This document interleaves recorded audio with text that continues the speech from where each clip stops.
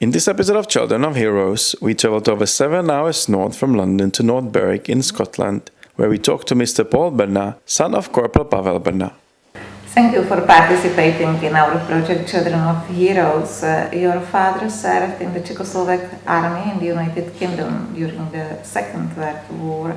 He was born into a Czechoslovak family living in Yugoslavia.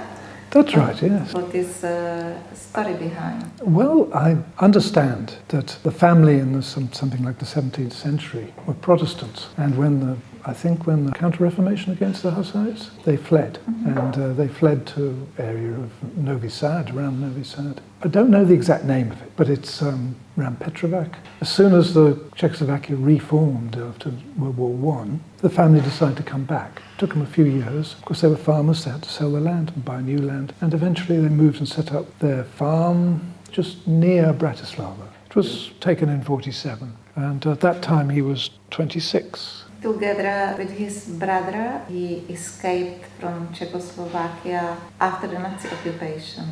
Yes, I don't really know a lot of details, but I do know that they both together managed to get to somewhere in Poland, and then they had to leave Poland and they went to France, where they were taken into the Foreign Legion, both my brother and my father, yes. And I think they reached Agi or something in the Mediterranean and entered the Foreign Legion. Don't know a lot what happened in the Foreign Legion. It wasn't for much more than 18 months or even less. But my mother said that he'd gone into somewhere in Africa, Morocco or wherever, Algeria. But of course, as soon as the French government allowed Czech soldiers to leave the Foreign Legion, my father certainly made his way overland to Bordeaux and under fire, I believe. And my mother says that he helped her injured colleague for 80 kilometers, carrying him on his back sometimes, and received a medal of some sort. After the fall of France, he moved to the United Kingdom? Yes, he sailed from Bordeaux to Liverpool and then to Chumley. He's only 19 there,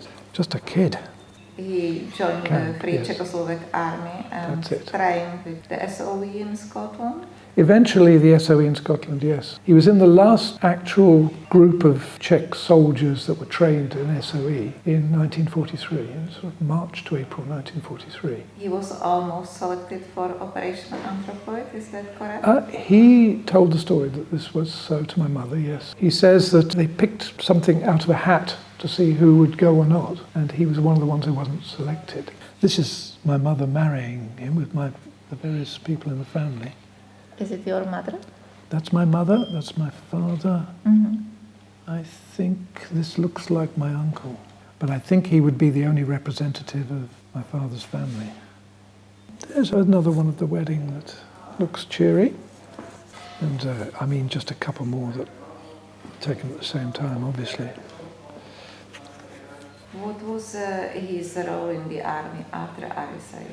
I think, like a lot of Czech soldiers, he got pulled into the Czech brigade that was formed, and he certainly went training in the area of Galicias, where they did preparation for going onto the mainland. And how he got from there to the mainland, I don't know, but he went to the Dunkirk area, where the Nazis had flooded the land around about, and they had to make their way in boats and things like that. And he was part of the Dunkirk siege, I suppose, to keep the Germans locked into Dunkirk. My mother swears she got this. I remember going with her to the Imperial War Museum, and she claims that my father's there.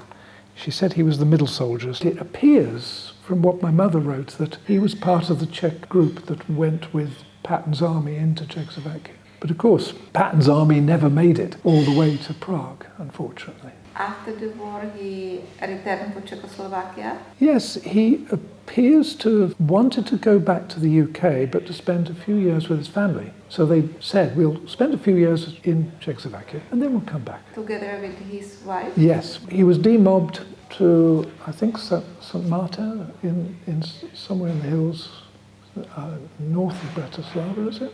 This is in the hills above Bratislava, I think. Post-war, that's him in the farm of the family farm.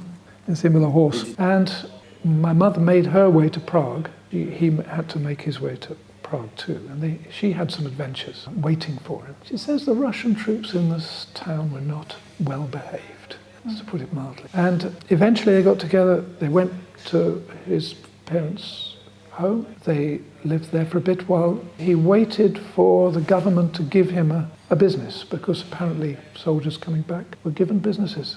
He had a chance to start with some work. And he missed out on running a nightclub, and then he got given a confiserie in the main square of Bratislava, near the theatre. And he set up there as a patisserie, basically, not too far from Vienna, of course. That was the confiserie that he ran, and it still was called Shoe in 1999. And for a bit that was all right. But when my mother left him to come back to England to have me, he was going to bring us both out to Czechoslovakia. It was in 1947? This was 1947 in August. In September he came back to the UK. He saw me, he made arrangements, he went back to prepare the way. And then he was just about to fly away from Czechoslovakia to meet us, to take us back to Czechoslovakia when the coup happened. And of course the flights were closed down and he never got out that way. Anyway, later he got out. He managed to escape later on after the communist coup. He got out around end of 48. I think he was treated as a displaced person and he ended up in a camp in Linz, Camp 65 in Linz. From there, I know he tried to get back to the UK. The UK wouldn't let him in for some reason. And he then seems to have found a sponsor near Chicago who would sponsor him under the American scheme for taking Czech displaced people. So he ended up going to America, but not until about 1956. Of course, between about 52 and 56, he worked for Radio Free Europe in Germany? In Munich, yeah. What did he do in the United States? Oh, this is hard to know for sure. I only know a little bit. He set up as an import-export person in Chicago, but I get the impression this didn't work out too well. And eventually he joined up with his brother who had made his way to Canada. They met up and they did speculate about starting some sort of business out in Arizona. I think it was mad. I think it was something like growing pineapples in Arizona. But this fell through, and after that things get very hazy. He lost contact a bit with his family about 1981. And I think my uncle lost contact with him as well. And I think after that, it's misty. I have found records, though, that suggest he married again, because he divorced my mother, or my mother divorced him, because things were just too difficult to manage after the problem getting back into the UK. So he remarried somebody who I've never met and only know the name of, and he moved to Illinois, where he died in 2005. So a bit of a disturbed, disrupted life, I think. Very hard to stabilize after the war. You could find out more information about him after the Velvet Revolution. Yes, it was a lot easier. Yes. My mother had always warned me about going to Czechoslovakia while the communists were in control, because the Home Office had apparently said I was subject to dual nationality and that I might not be allowed out and things like that. So I had the fear of God put into me about going to Czechoslovakia before the Velvet Revolution. I finally made it. It took a while, but it got there. So I've only visited Prague for one day, and I've only visited Bratislava for one day, but at least I made it. Your father's brother worked for the Czechoslovak government in exile?